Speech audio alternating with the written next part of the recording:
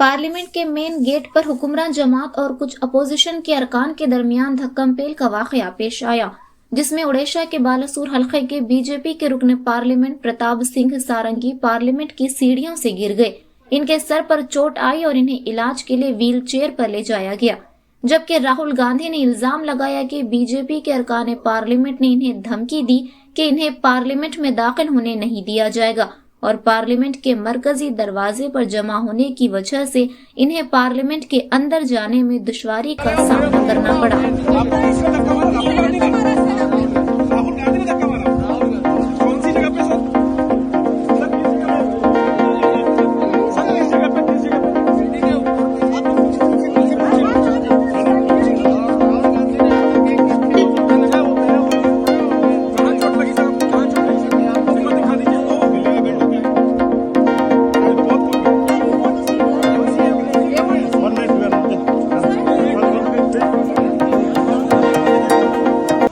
नहीं, देखिए, मैं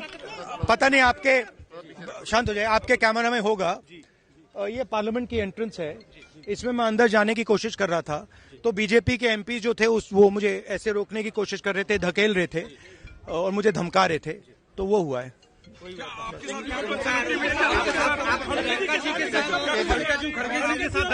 नहीं, देखिए, हाँ किया है,